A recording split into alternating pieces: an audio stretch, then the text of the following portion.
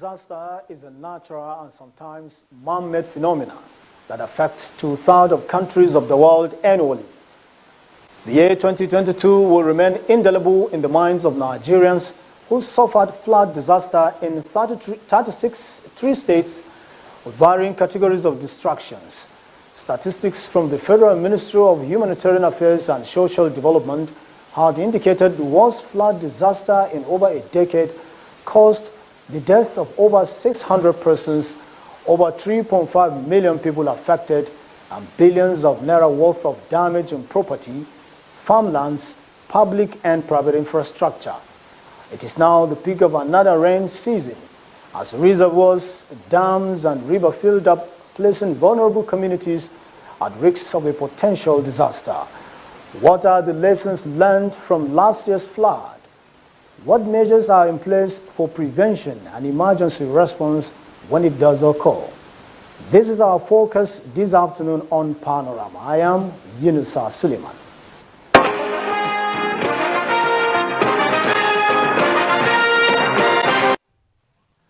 The National Economic Council, chaired by Vice President Kashim Shettima, has come up with more resolutions to cushion the effects of fuel subsidy removal and address the effects of flood disaster facing the country. State House correspondent Abdurrahman Jibrila reports these and other issues discussed at the meeting. The National Economic Council is putting measures in place to cushion the effect of increasing costs of food and transportation, among other social needs. Part of resolutions at the meeting, chaired by Vice President Kashim Shettima, was the approval of 5 billion naira to each state to cushion the effect of fuel subsidy removal. Another intervention is the allocation of 5 trucks of rice to each state as palliative, including the FCT. This funding has to be shared with a formula as follows. 52% of this money is given to states as grants, while 48% of the 5 billion naira is to be paid back on an installment basis within a period of 2 years, 20 months to the CBN by the states and the local government areas in Nigeria. The Council commended the Nigeria Economic Summit Group on development of pragmatic roadmaps to tackle the current economic challenges. And we also ask that the roadmap be revised and aligned with the existing agenda of the current administration. The National Economic Council has today received the preliminary assessment of impact of flood disaster of 2022 with reference to 128th session of the NEC meeting, which directs states to submit their design and template on how to address the flood disaster. 16 states have so far submitted their reports, while 15 states are yet to respond to the request, and the Council has then given additional time for submission.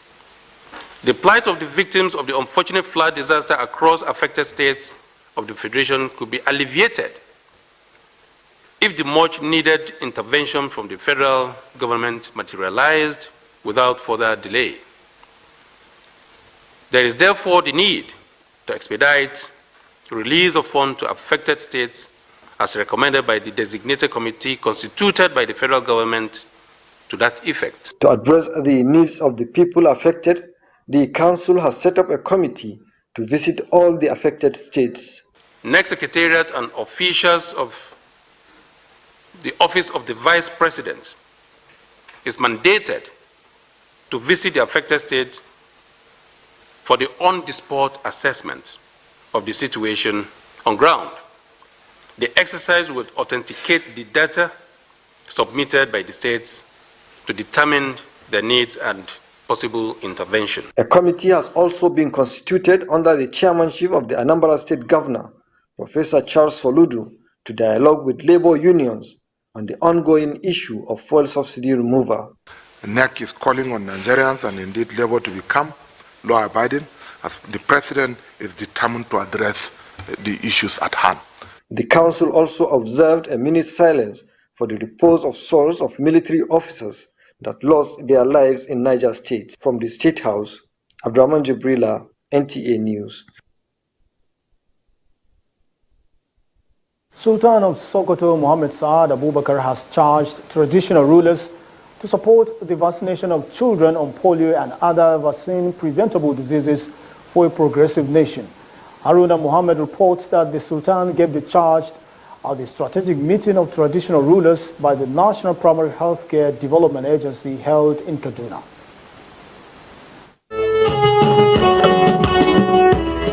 It is a strategic meeting of traditional leaders, UNICEF, World Health Organization, and the National Primary Healthcare Development Agency.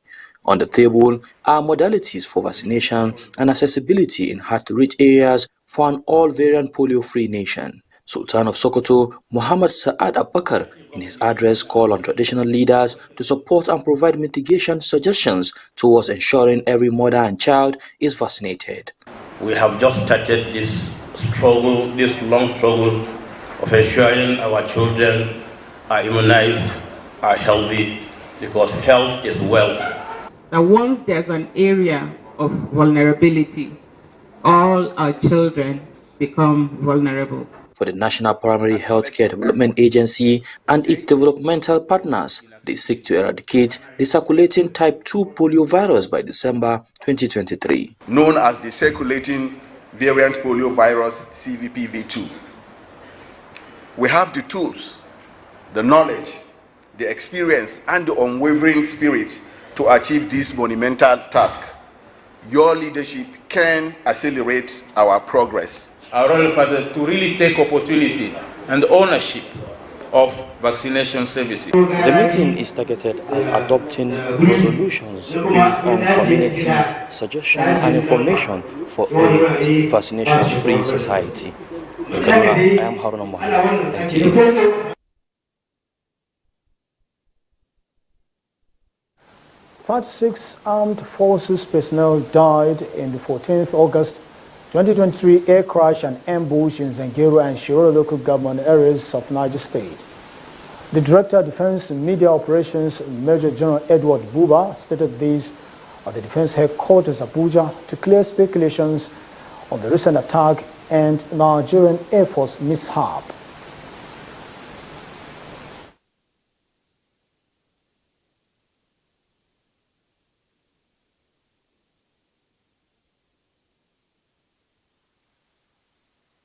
Troops, while conducting offensive operation, entered into an ambush.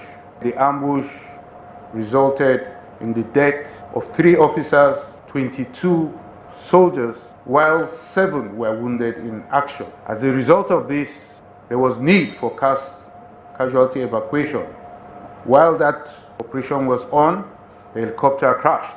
One thing is for sure, no group will strike at own troops without injurious consequences.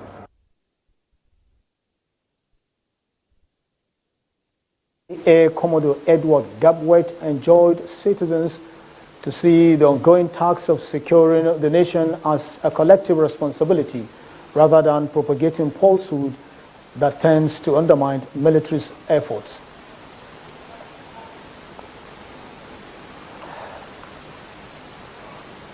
As Borno State transit to a post-insurgency recovery phase, is an emergent threat of gangsterism from mostly youth known as Malians, causing sleepless night to residents of Maiduguri, the Borno State capital. Their criminal acts have captured the attention of Borno State government and security agencies determined to restore law and order. Zainab Adam reports. This new wave of gangsters known as Malians are notorious for phone snatching, shops and houses burglaries, rivalry fights, stabbings and murder. To curb this heinous act, Governor Babagana Umar Zalim directed security operatives to crack down on them, which led to the formation of anti-Malian unit under the police force in the state. What are the success stories in the anti-Malian operations are what we sought answers on from the Borno State Commissioner of Police, Muhammad Yusuf Lawan. The parents have their responsibility the larger society, the government, and the security agencies. While those with us now, we are preparing their FIR to charge them to court. What do you think contributes to this violence right from the start? It is easy to win war, but to win the peace, you have to put in some measures. And this is in tandem with the policy of Borno State government of trying to establish a rehabilitation center and juvenile center where these primary or secondary victims, often widowed, and they don't have proper person to take care of them, no proper upbringing because of what they went through during the insurgency. Will there be bail of this Malian group, let's say a member of them or from the community? Because some residents are of the saying that if they report to the divisional police stations, some days after you see them again back into the society. Depending on the gravity of the offense committed by that individual, where the constable decided to carry that suspect to police station, he will be interviewed at the counter and handed over to divisional crime for investigation. After investigation, police will take the suspect to court for prosecution. So in the whole gamut of the criminal justice administration system, police is only performing the statutory duties of prevention, detection, and investigation. With this aggressive approach by the security operatives, it is hoped that residents in Maiduguri and environs will now sleep with their eyes closed. Zainab Adam from Maiduguri. It is back to the studio. We now take a break. Panorama returns in a moment. Stay with us. The counsel of our fathers. I will urge and advise our younger generation to use talent and brain to sort out problems, not arms. Nigerian youths, let's build our nation. My advice to these young people is please do not take us back to those harrowing days. You probably do not know what it is. I believe we have fought one civil war too many in this country. So those who experience it will run away from it. Nigerian youths, let's build our nation together.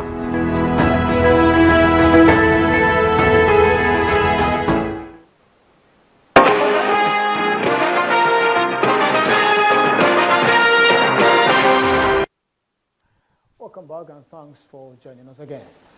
4 children died and 3 persons sustained injuries in 2 areas of Maiduguri, the Borno State capital, following a downpour causing flash flood that led to collapse of buildings. Stakeholders on flood prevention and control are worried about impending disaster, hence emergency response planning for any eventuality. Walagu Apago tells us more. After more than a month of cessation of rainfall, heavy thunderstorms are back with flash flood taking over streets, drainages without outflows and homes. The 2 rivers within Maiduguri, Gada and Gadabul, are already filling up, occupying homes poorly built in riverbed and banks. The incident of building collapse at doctor's quarters, Maiduguri, occurred when a woman with her 2 children were passing by after the rain, killing the children while the woman sustained injuries. Eyewitnesses account attributed the building collapse to a blockage of water passage in the area, saying a house was built on the waterway. The wall that fell on the 2 buildings was newly constructed. Our houses are here for long. I know everything is being caused by God, but we are contributors.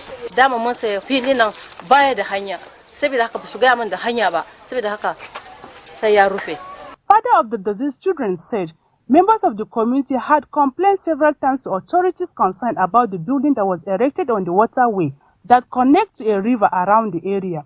While at Galtumari area, a mother of 3 with her children had walls of the room collapse on them, killing 2 children.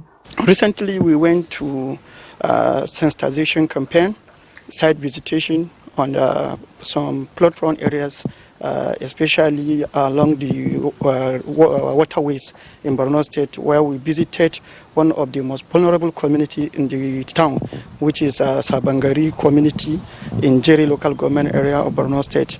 So we solicit the support of the traditional rulers, in which through their support and cooperation, we were able to get the listen ears from these concerned citizens. Emergency response plan we put in place with the coordination of NEMA is that all the emergency responders, the Federal Fire Service, the State Fire Service, the SEMA, the Civil Defense, and the Environmental Protection Agency, all of us are on this platform that whenever there is a flood, we have designed shelter. The first thing is evacuation. In Maiduguri, Walawu Apawu, NTA News.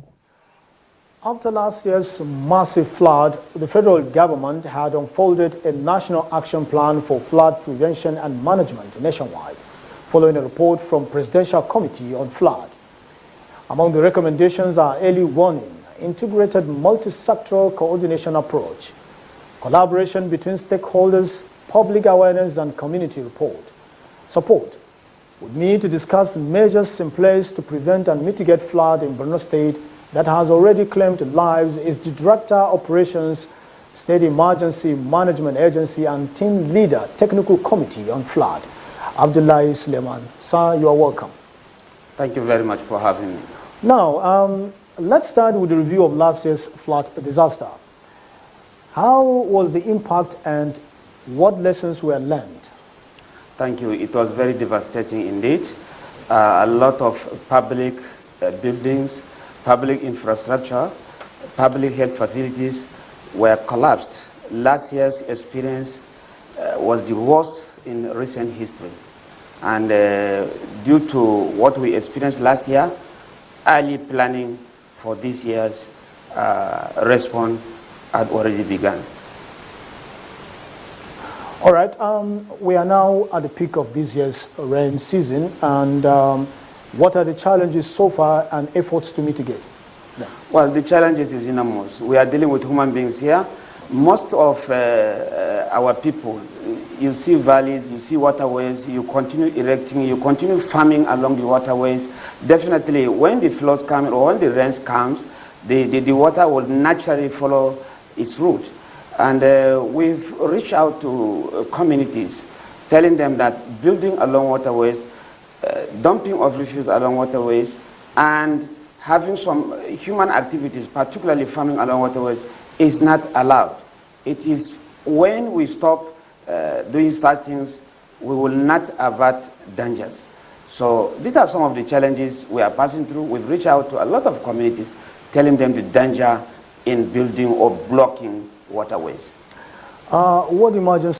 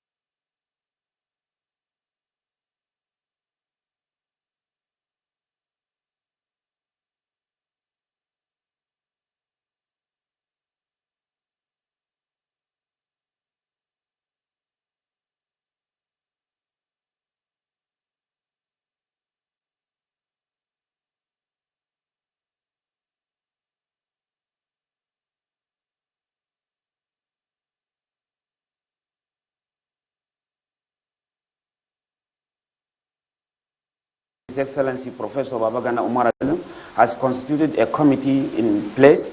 Among the terms of reference is for them to identify flood-prone areas to be able to work together with other stakeholders to mitigate or stop entirely where possible. All right, with the experience of flooding and death recorded here in Maiduguri, the Borno State capital recently, what is your message to citizens on safety when flood occurs? It's as simple as that. Residents should not panic. First of all, when there is a flood, stop panicking. Do not try to jump into water to say you are going to rescue your brother. Once this thing happens, try and make sure that you inform those people that their work is to rescue you. Because in trying to make sure that you protect life, one life, another person will now jump in there and it will end up claiming more life. So we have advocated, or rather, we have reached out to communities and tell them once there is flood, the search and rescue officers standby team is always available. Our hotlines are there. You call us and definitely we will respond in time to make sure that we avert dangers and save life.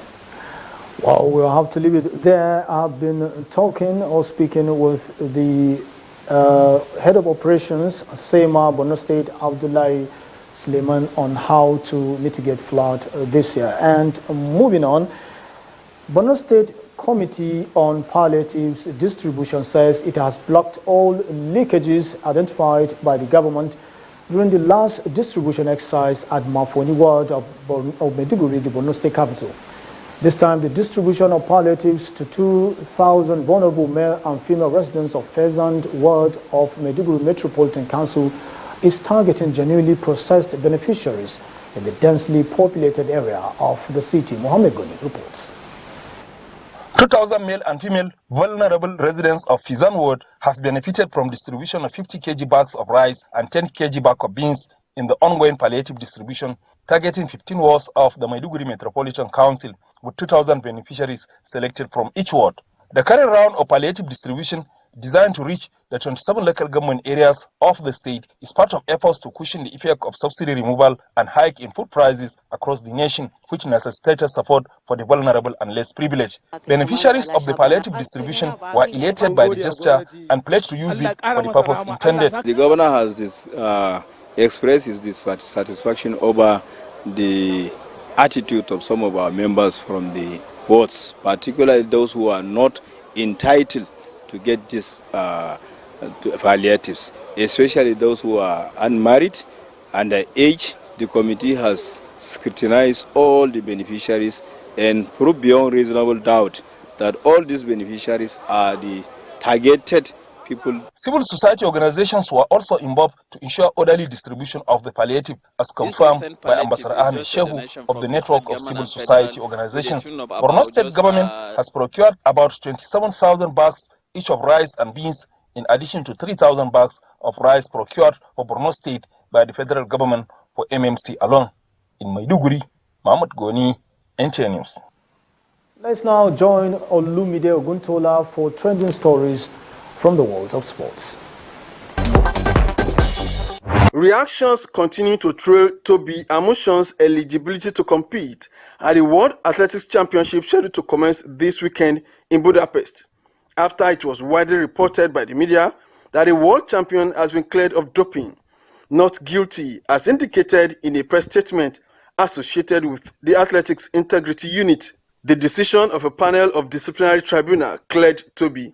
We had our doubts whether she was able to going to be cleared and all that, but we are very excited, that she has finally been cleared and that she stands a chance of defending a title at the World Championship. In volleyball, Nigeria lost to host Cameroon 0-3 at 16-25, 13-25, and 18-25 in our second match at the ongoing 2023 African Senior Women's Nations Volleyball Championship in Yaoundé. Though the Cameroonians, they have more exposure than the team, but the team saw the depth in them that they have what it takes to become the world champions, to become the African champion with the kind performance they put up against Cameroon today.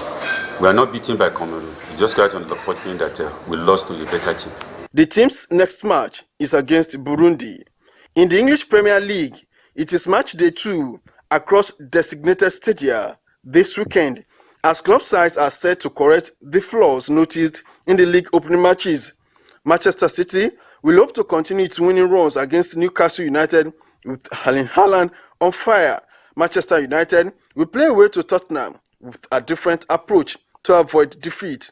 Fulham takes on Brentford, as Liverpool will lock arms with Bournemouth, among other matches.